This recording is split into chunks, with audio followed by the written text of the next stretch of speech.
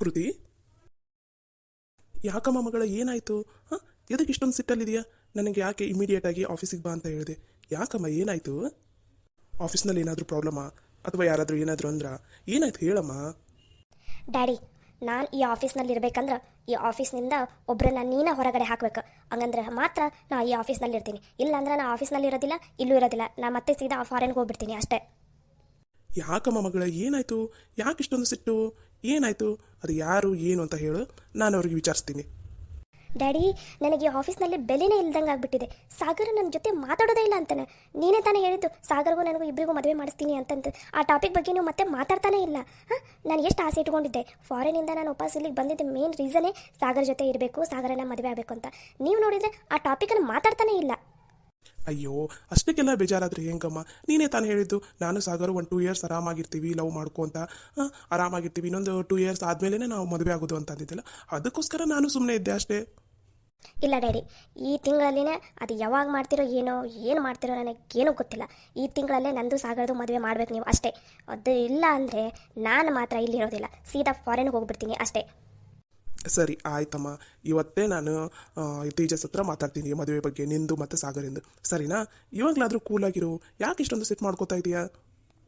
ಅದು ಹಾಗಲ್ಲ ಡ್ಯಾಡಿ, ಈ ಆಫೀಸ್ನಲ್ಲಿ ನೇತ್ರ ಅಂತ ಇದ್ದಾಳೆ. ಸಾಗರ್ ಯಾವಾಗ ನೋಡಿದ್ರೂ ಆ ಹುಡುಗಿ ನೇತ್ರ ಹಿಂದನೇ ತಿರುಗ್ತಿರ್ತಾಳೆ. ಅದು ನನಗಿಷ್ಟ ಇಲ್ಲ. ಸಾಗರ್ ಯಾವತ್ತಿದ್ರೂ ನನ್ನವನು. ಅವನು ಯಾವಾಗಿದ್ರೂ ನನ್ನ ಜೊತೆನೇ ಇರಬೇಕು, ನನ್ನ ಜೊತೆನೇ ತಿರುಗಾಡಬೇಕು. ಅದನ್ನು ಬಿಟ್ಟು ಅದು ಯಾವುದೋ ಆಫ್ಟರ್ ಆಲ್ ಒಬ್ಬ ಹಳ್ಳಿ ಹುಡುಗಿ ಅವಳು ಹಿಂದೆ ತಿರುಗ್ತಾ ಇದ್ರೆ ನನಗಿಷ್ಟು ಸಿಟ್ಟು ಬರಲ್ಲ. ನೀನೇ ಹೇಳು. ಏನು ಹೇಳ್ತಾ ಇದೀಯಮ್ಮ ನೀನು? ಸಾಗರ್ ಆಫ್ಟರ್ ಆಲ್ ಒಂದು ಹಳ್ಳಿ ಹುಡುಗಿಯಿಂದ ತಿರುಗಾಡ್ತಾ ಇದ್ದಾನೆ. ಎಸ್ ಡ್ಯಾಡಿ, ಆ ಹಳ್ಳಿ ಹುಡುಗಿಯಿಂದನೇ ತಿರುಗಾಡ್ತಿದ್ದಾನೆ. ಆದರೆ ಈ ವಿಷಯ ಯಾವುದೇ ಕಾರಣಕ್ಕೂ ತೇಜಸ್ ಅಂಕಲ್ಗೆ ಗೊತ್ತಾಗೋದು ಬೇಡ. ಗೊತ್ತಾದರೆ ಸಾಗರ್ಗೆ ಮತ್ತೆ ನನ್ನ ಮೇಲೇ ಡೌಟ್ ಬರುತ್ತೆ. ಅದಕ್ಕೋಸ್ಕರ ಈ ವಿಷಯ ನಮ್ಮಿಬ್ಬರ ಮಧ್ಯೆ ಅಷ್ಟೇ ಇರಲಿ. ನೀವು ಬರೀ ತೇಜಸ್ ಅಂಕಲ್ ಹತ್ರ ಹೋಗಿ ನನ್ನ ಮತ್ತು ಸಾಗರ್ ಮದುವೆ ಬಗ್ಗೆ ಅಷ್ಟೇ ಡಿಸ್ಕಷನ್ ಮಾಡಿ, ಸರಿನಾ? ಅಲ್ಲಮ್ಮ ಕೃತಿ, ನಿನಗೆ ಇಷ್ಟು ಟಾರ್ಚರ್ ಅನಿಸ್ತಾ ಇದೆ ಅಂದ್ರೆ ಆ ಹುಡುಗಿ ನೇತ್ರನ ನಾನು ಸುಮ್ಮನೆ ಬಿಡೋದಿಲ್ಲ. ಅದು ಹೆಂಗೆ ಈ ಆಫೀಸ್ನಲ್ಲಿ ಕೆಲಸ ಮಾಡ್ತಾಳ ನಾನು ನೋಡೇ ಬಿಡ್ತೀನಿ.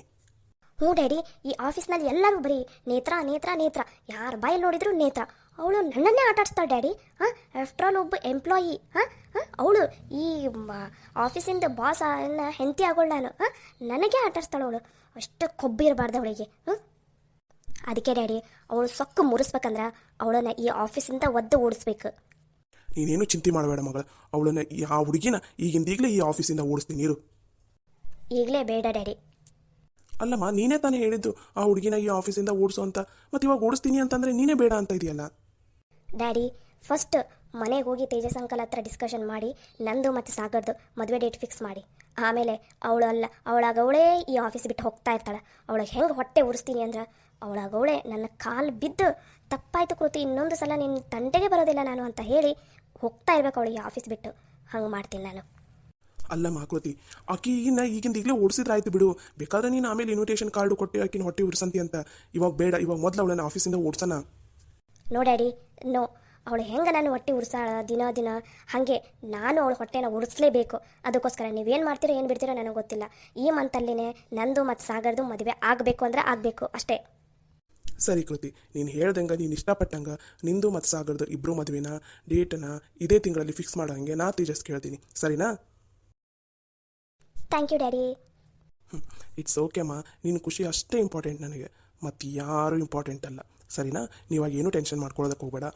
ನೀನು ಆರಾಮಾಗಿ ವರ್ಕ್ ಮಾಡು. ನನ್ನ ಸ್ವಲ್ಪ ಆಫೀಸಲ್ಲಿ ಕೆಲಸ ಇದೆ, ಅದನ್ನ ಮುಗಿಸ್ಕೊಂಡು ನಾ ತೇಜಸ್ ಹತ್ರ ಮಾತಾಡ್ತೀನಿ, ಸರಿನಾ? Okay daddy. ಮತ್ತೆ ಟೆನ್ಷನ್ ಮಾಡ್ಕೊಂಡು ಕೂತ್ಕೋಬಾರ್ದು. ಇಲ್ಲ ಡ್ಯಾಡಿ, ಹಾಗೇನಿಲ್ಲ. Good girl. ಎಸ್, ಎಲ್ಲ ನಾನು ಅಂದ್ಕೊಂಡಂಗೆ ಆಗ್ತಾಯಿದೆ. ನಮ್ಮ ಡ್ಯಾಡಿ ಹೇಗಾದರೂ ಮಾಡಿ ಈ ಮಂತಲ್ಲಿನೇ ನಂದು ಮತ್ತು ಸಾಗರದು ಮದುವೆನ ಫಿಕ್ಸ್ ಮಾಡೇ ಮಾಡ್ತಾರೆ. ಅಷ್ಟು ಸಾಕು ನನಗೆ. ನೇತ್ರ, ಇನ್ನು ಮೇಲೆ ನೋಡ್ತಾ ಇರು ಈ ಕೃತಿ ಆಟ ಹೇಗಿರುತ್ತೆ ಅಂತ.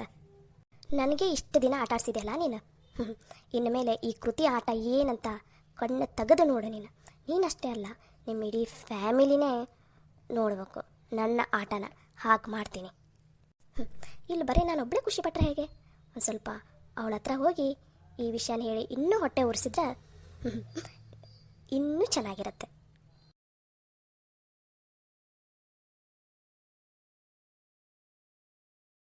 ಹಾಯ್ ನೇತ್ರ. ಓ ಕೃತಿ ಮೇಡಮ್ ಅವರು, ಏನು ಇವತ್ತು ನನ್ನ ಹತ್ರ ಬಂದುಬಿಟ್ಟಿದ್ದೀರಾ? ನೇತ್ರ, ಇವತ್ತು ನಾನು ತುಂಬ ಖುಷಿಯಾಗಿದ್ದೀನಿ ಗೊತ್ತಾ? ಎಷ್ಟು ಖುಷಿಯಾಗಿದ್ದೀನಿ ಅಂದರೆ ಹಾಗೆ ಆಕಾಶದಲ್ಲಿ ತೂರ ಹಾರಾಡಬೇಕು ಅಂತ ಅನಿಸ್ತಾ ಇದೆ. ಅಷ್ಟು ಖುಷಿಯಾಗಿದ್ದೀನಿ. ಅದಕ್ಕೋಸ್ಕರ ನನ್ನ ಖುಷಿನ ನಿನ್ನ ಹತ್ರನೂ ಶೇರ್ ಮಾಡ್ಕೊಂಡ್ರಾಯ್ತು ಅಂತ ಇಲ್ಲಿವರೆಗೂ ಬಂದೆ ನೋಡು. ಓ ಹೌದಾ ಮೇಡಮ್, ಚಲೋ ಆಯ್ತು ಬಿಡಿ. ನೀವು ಖುಷಿಯಾಗಿದ್ದರೆ ಅಷ್ಟೇ ಸಾಕು ಬಿಡಿ. ಓ ಎಷ್ಟು ದೊಡ್ಡ ಮನಸ್ಸು ನೇತ್ರ ನಿಂದು. ಕೇಳ್ತಾನೆ ಇಲ್ಲಲ್ಲ ಯಾಕೆ ಇಷ್ಟೊಂದು ಖುಷಿ ಇದೆಯಾ ಕೃತಿ ಅಂತ ಕೇಳು. ನಿಮ್ಮ ಖುಷಿ ತೊಗೊಂಡು ನಾನೇನು ಮಾಡಲಿ ಮೇಡಮ್? ನಂದು ಆಫೀಸಲ್ಲಿ ಸಿಕ್ಕಾಪಟ್ಟೆ ಕೆಲಸ ಇದೆ, ನಾ ಕೆಲಸ ಮಾಡ್ತಾಯಿದ್ದೀನಿ. ಪರವಾಗಿಲ್ಲ, ನೀ ಕೇಳಿಲ್ಲ ಅಂದ್ರೂ ನಾನೇ ಹೇಳ್ತೀನಿ. ನೇತ್ರ, ಖುಷಿ ವಿಷಯ ಏನು ಗೊತ್ತಾ? ನನ್ನ ಮದುವೆ ಫಿಕ್ಸ್ ಆಗಿದೆ. ಇದೇ ಮಂತಲ್ಲೇ ನನ್ನ ಮದುವೆ ಇರೋದು. ಓ ಹೌದಾ ಮ್ಯಾಮ್, ಕಂಗ್ರ್ಯಾಚುಲೇಷನ್ಸ್. ಚಲೋ ಆಯ್ತಲ್ಲ ಮದುವೆ ಫಿಕ್ಸ್ ಆಗಿದ್ದು. ಅಬ್ಬಾ, ಪಾರ್ಟಿ ಇವಾಗ ಮೇಡಮ್? ಓ ಪಾರ್ಟಿನಾ? ದೊಡ್ಡ ಪಾರ್ಟಿನೇ ಕೊಡಿಸ್ತೀನಿ ಬಿಡು. ಅನ್ನಂಗೆ ಹುಡುಗ ಯಾರು ಅಂತ ಕೇಳಿಲ್ಲಲ್ಲ? ನಾ ಕೇಳಲಿಲ್ಲ ಅಂದರೂ ನೀವೇ ಹೇಳ್ತೀರಲ್ಲ ಬಿಡಿ ಮೇಡಮ್. ಹೇಳಿ ಹುಡುಗ ಯಾರು ಅಂತ. ಹುಡುಗ ನಾನು ಇಷ್ಟಪಟ್ಟಿರೋ ಸಾಗರ್. ನಂದು ಮತ್ತು ಸಾಗರ್ ಮದುವೆ ಇದೇ ತಿಂಗಳಲ್ಲಿನೇ ಇದೆ. ಗೊತ್ತಾಯ್ತಾ? ಓ ಹೌದಾ ಮ್ಯಾಮ್, ಚಲೋ ಆಯ್ತು ಬಿಡಿ. ನೀವು ಅಂದ್ಕೊಂಡಿರೋ ಹಂಗೆ ಆಯ್ತಲ್ಲ. ನೇತ್ರ, ನಾ ಸೀರಿಯಸ್ ಆಗಿನೇ ಹೇಳ್ತಾ ಇದ್ದೀನಿ. ಇದೇ ತಿಂಗಳು ನಂದು ಸಾಗರ್ ಮದುವೆ ಇರೋದು. ಅರ್ಥ ಆಯ್ತಾ? ಹಾಂ ಮ್ಯಾಮ್, ಅರ್ಥ ಆಯಿತು. ಯಾಕಷ್ಟೊಂದು ಒದರ್ತಾ ಇದ್ದೀರಾ? ಮತ್ತೆ ಹೇಳಿ, ಇದು ಆಫೀಸು, ನಾನು ಕೆಲಸ ಮಾಡ್ತಾಯಿದ್ದೀನಿ. ನೀವು ಈ ಥರ ಡಿಸ್ಟರ್ಬ್ ಮಾಡಿದರೆ ಹೇಗೆ ಹೇಳಿ? ಏನು ಕಿಂಡಲ್ಲ? ನಾನು ನಿಜಾನೇ ಹೇಳ್ತಾ ಇರೋದು. ಇದೇ ತಿಂಗಳು ನಂದು ಸಾಗರನ ಮದುವೆ ಇರೋದು. ಏನು ಹೊಟ್ಟೆ ಉರಿತಾ ಇದೆನಾ? ಮೇಲೆ ತೋರಿಸ್ಕೊಳಕ್ಕಾಗ್ತಾ ಇಲ್ವಾ? ಅಯ್ಯೋ ಕೃತಿ ಮೇಡಮರ, ಹಗಲು ಕನಸು ಕಾಣೋರಿಗೆ ಏನಂತ ಹೇಳಬೇಕು ನೀವೇ ಹೇಳಿ. ನಿಮ್ಮ ಪಾಡಿಗೆ ನೀವೇನೇನೋ ಕನಸು ಕಾಣ್ತಾ ಇದ್ದೀರಾ. ನಾನು ಯಾಕೆ ನಿಮ್ಮ ಕನಸಿಗೆ ತಣ್ಣೀರು ಹಚ್ಚಲಿ? ನೀವೇ ಹೇಳಿ. ಪಾಪ ಕನಸು ಕಾಣ್ತಾ ಇದ್ದೀರಾ, ಕಾಣೆ ಕಾಣೆ ಅಂತ ಸುಮ್ಮನೆ ಆಗ್ತೀನಿ ಅಷ್ಟೇ. ಏಯ್, ನಾನು ಹೇಳ್ತಾ ಇರೋದು ನಿಜಾನೇ, ಸೀರಿಯಸ್ ಆಗಿ ಹೇಳ್ತಾ ಇದ್ದೀನಿ. ನಾನು ಸಾಗರ್ ಇದೇ ತಿಂಗಳಲ್ಲೇ ಮದುವೆ ಆಗ್ತಾ ಇದ್ದೀವಿ. ತಾಕತ್ತಿದ್ರೆ ಅದು ಹೆಂಗೆ ತಡಿತೀಯಾ? ನಾನು ನೋಡಬಿಡ್ತೀನಿ. ನೋಡಿ ಕೃತಿ ಮೇಡಮರ, ಸಾಗರ್ ಸರ್ ನನ್ನನ್ನು ಇಷ್ಟಪಡ್ತಾ ಇದ್ದಾರೆ, ನಾನು ಸಾಗರ್ ಅವ್ರನ್ನ ಇಷ್ಟಪಡ್ತಾ ಇದ್ದೀನಿ. ಅಂದಮೇಲೆ ಅವ್ರು ನನ್ನನ್ನು ಬಿಟ್ಟು ನಿಮ್ಮನ್ನು ಹೆಂಗೆ ಮದುವೆ ಆಗ್ತಾರೆ? ನೀವೇ ಹೇಳಿ. ಹೋಗಿ ಕೃತಿ ಮೇಡಮರ, ಹೋಗಿ. ನಿಮ್ದು ಏನಾದರೂ ಕೆಲಸ ಇದ್ದರೆ ನೋಡ್ಕೊ ಹೋಗಿ. ಸುಮ್ಮನೆ ಯಾಕೆ ನೀವು ಟೈಮ್ ವೇಸ್ಟ್ ಮಾಡೋದಲ್ಲದೆ ನಮ್ಮದು ಟೈಮ್ ವೇಸ್ಟ್ ಮಾಡ್ತೀರಾ? ನೀವು ಕನಸು ಕಾಣೋ ಆಗಿದ್ದರೆ ನಿಮ್ಮ ಪಾಡಿಗೆ ನೀವು ಕನಸು ಕಾಣಿ. ಅದನ್ನು ಬಿಟ್ಟು ನೀವು ಕನಸು ಕಾಣೋದನ್ನೆಲ್ಲ ನನ್ನ ಹತ್ರ ಬಂದು ಯಾಕೆ ಹೇಳ್ತೀರಾ?